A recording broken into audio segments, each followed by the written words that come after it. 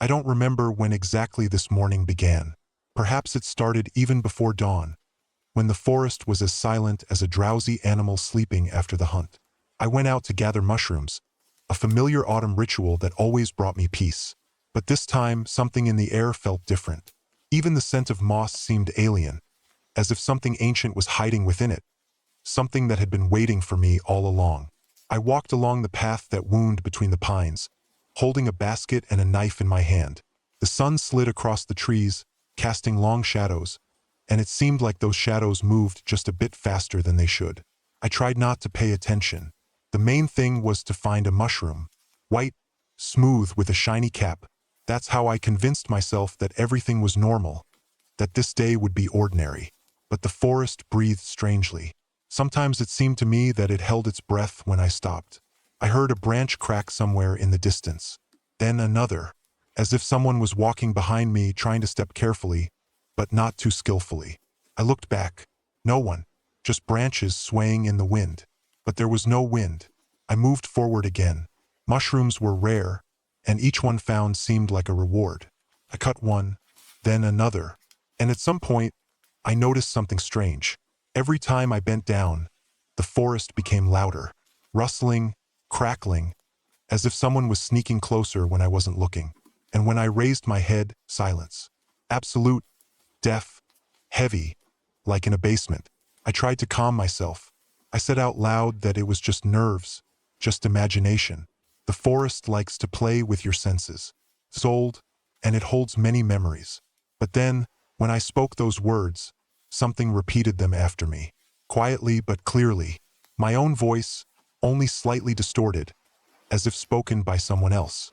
Just imagination, echoed behind me. I turned around. Empty. Only pines, only moss, only shadows standing motionless like witnesses. The cold crept into my bones then, not from the air but from somewhere deeper. I felt my pulse quicken, felt the weight of invisible eyes pressing against the back of my skull. The basket suddenly seemed heavier in my hand, as though the few mushrooms I'd collected had turned to stone. I adjusted my grip and kept walking, faster now, my boots crunching against fallen needles and dry earth. The trees began to close in, not gradually, but with purpose, as if they were leaning toward me, their branches reaching out like gnarled fingers. I told myself it was perspective, the angle of the light, the way fear distorts perception. But deep down, I knew better. The forest had changed. Or maybe I had crossed into a part of it that never welcomed visitors. I saw something move between the trunks ahead. A flicker of motion, low to the ground, too deliberate to be an animal. I stopped, my breath catching. For a long moment, nothing. Then the rustling started again, this time from my left. Then my right. Then behind me, surrounding me. I spun in place, scanning the undergrowth, the shadows, the spaces between trees where the light couldn't reach. Nothing. But I could feel it. Them. Whatever shared this place with me was circling, watching, waiting for the right moment. My hand tightened around the knife. The blade caught a sliver of sunlight and gleamed coldly. I felt a momentary comfort from its weight, its sharpness. But then I noticed something that made my stomach drop. The blade was wet, not with dew or sap, but with something darker, thicker. I hadn't cut anything but mushrooms. I wiped it against my jacket, smearing a rust-colored streak across the fabric, and the smell hit me. Iron. Blood. Old blood. I dropped the knife. It fell into the moss with a soft thud, disappearing beneath the green carpet as if swallowed. I stared at the spot where it vanished, my mind racing. Had I brought that knife from home? Couldn't remember. The morning already felt like it belonged to someone else, some other version of me who hadn't yet stepped into these woods. The path ahead split into 3 directions. I didn't remember there being a fork here. I'd walked this trail dozens of times, knew every turn, every landmark. But now the forest had rearranged itself. The left path descended into shadow so thick it looked solid. The middle path curved away into mist. The right path was lined with mushrooms, hundreds of them, growing in perfect rows like grave markers. I chose the middle path. The mist swallowed me immediately, cold and wet against my face. Visibility dropped to just a few feet. I could barely see my own hands extended in front of me. The sound of my footsteps became muffled, absorbed by the fog, and I realized I couldn't hear anything else anymore. No birds, no wind, no rustling, just my breathing and the wet slap of my boots against mud. The mist began to move, not drifting naturally, but swirling with intention, forming shapes. I saw faces in it, twisted and agonized, mouths open in silent screams. I saw hands reaching out, fingers elongated and skeletal. I pushed through them, telling myself they weren't real, but each time my body passed through one of these apparitions, I felt a jolt of cold so intense it burned. Then I saw her, a figure standing in the mist ahead, small, child-sized, wearing a dress that might have once been white but was now gray with age and dirt. She stood perfectly still, facing away from me. Long dark hair hung down her back, reaching almost to the ground. I stopped walking. Every instinct screamed at me to turn back, but I couldn't move. I was frozen, watching her. She began to turn, slowly, inch by inch, her head rotating on her neck with a grinding sound like old hinges. I wanted to close my eyes, wanted to run, but my body wouldn't obey. Her face came into view, pale, too pale, and where her eyes should have been, there were only dark hollows, deep and endless. Her mouth opened, wider than any mouth should open, revealing rows of teeth that were too sharp, too many. She spoke. Her voice was everywhere at once, inside my head and in the air around me. You shouldn't have come here. This forest takes what enters, and it never gives back. I found my voice, though it came out as barely a whisper. I just want to leave. She tilted her head, that terrible mouth stretching into something like a smile. Leave? But you are home now. We've been waiting for you. All of us. The mist behind her thickened, and I saw more shapes emerging. Dozens of them, hundreds, all standing motionless, all watching me with empty eyes.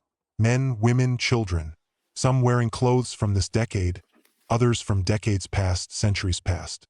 All of them lost, all of them trapped. I ran. I didn't care about direction anymore, didn't care about the path. I just ran, crashing through underbrush, branches whipping at my face and arms. The mist chased me, tendrils of it wrapping around my ankles, trying to pull me down. I could hear them behind me, the lost ones, their footsteps matching mine, getting closer. I burst out of the mist into a clearing I'd never seen before. In the center stood a massive tree, ancient and twisted, its bark black as charcoal. Hanging from its branches were objects, hundreds of objects, watches, jewelry, photographs, children's toys, personal belongings, each one marking someone who'd been taken. I saw my own watch hanging there, the one I was wearing this morning. I looked at my wrist. It was bare. I had no memory of taking it off, no memory of hanging it there. But there it was, swaying gently in a breeze that didn't exist. Under the tree was a pile of baskets, dozens of them, identical to mine, all filled with mushrooms at various stages of decay. And knives. So many knives, their blades rusted and dull, stuck into the earth in a circle around the tree trunk. I recognized some of them. I'd owned them once, in what felt like another life. The tree moved, not swaying, but shifting, its bark rippling like water. A face pressed out from the trunk, features forming in the wood. Eyes opened, old and knowing. A mouth appeared, splitting the bark with a sound like tearing paper. It smiled at me with wooden teeth. "Welcome back," it said, its voice the creaking of ancient timber. "You always come back, every autumn, every time you forget. But the forest remembers. The forest never forgets." My mind splintered. Memories flooded in, but they weren't mine. Or were they? I saw myself walking these woods year after year, decade after decade. I saw myself finding the clearing, seeing the tree, running away. I saw myself being caught, being pulled into the bark, becoming part of it.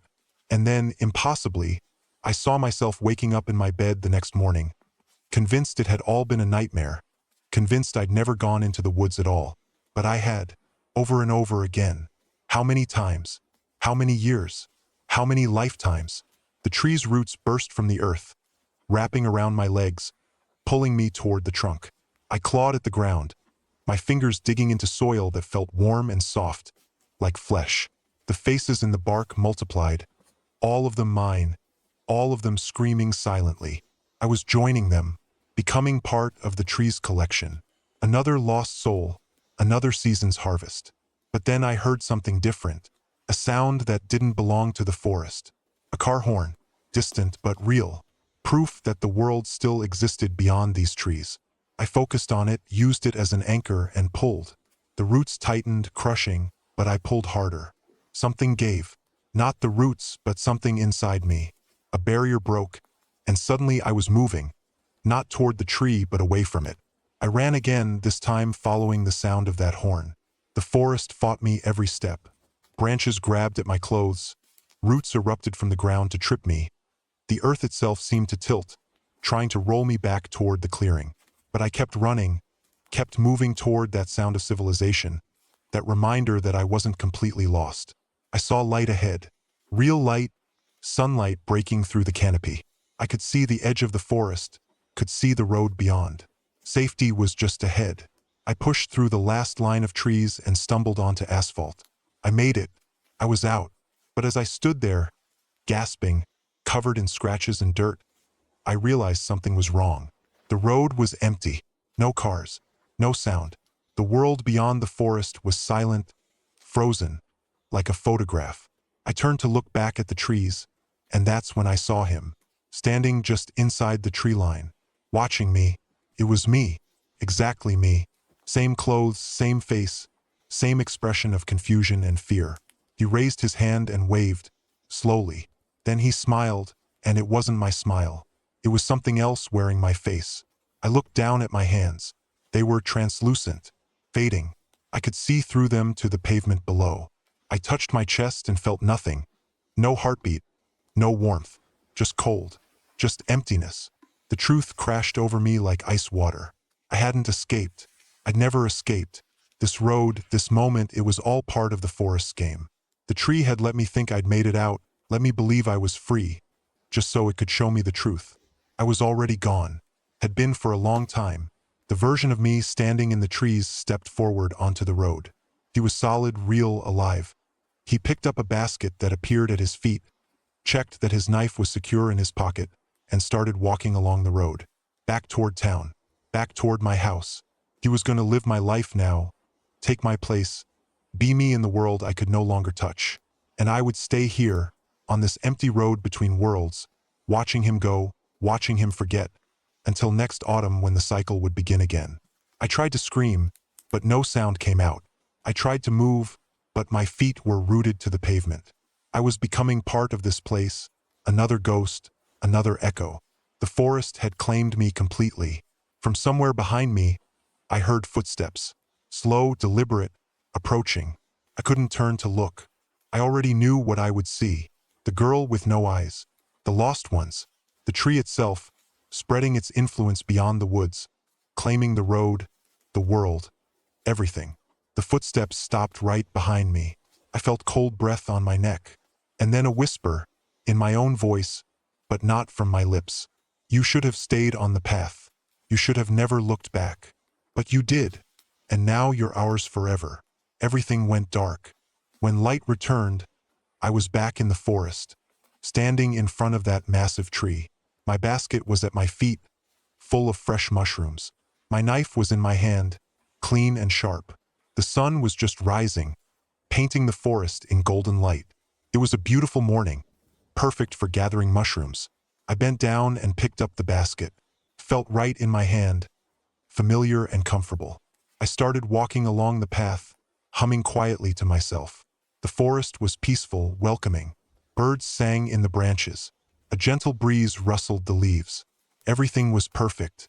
Everything was normal. I couldn't remember why I'd been afraid. This was my forest. I came here every autumn. It was tradition. It was home. Behind me, barely visible in the morning mist, dozens of figures watched me go. They were smiling, waiting, because they knew the truth. The forest always waits. The forest always knows. And the forest never, ever lets go. Maybe you'll see me someday, walking these woods with my basket. Maybe you'll wonder who I am, where I came from. Maybe you'll follow me, thinking I know the way out. But I don't. I never did.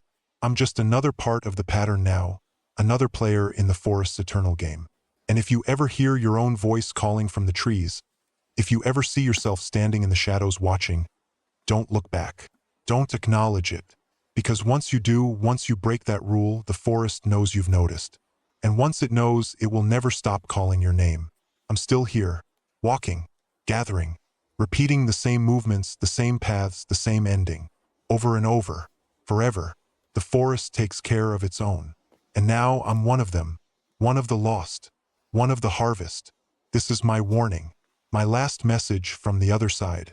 Stay away from the woods when they call to you. Stay away when the mushrooms grow in perfect circles. Stay away when you hear voices in the mist. Because once you enter, once you cross that invisible line, you become part of the collection. Part of the tree's memory. Part of the endless autumn that never ends. I see you watching. I see you listening. Maybe you think this is just a story. Maybe you think none of this is real. But somewhere, in some forest, on some autumn morning, there's a version of you picking up a basket. And the cycle begins again.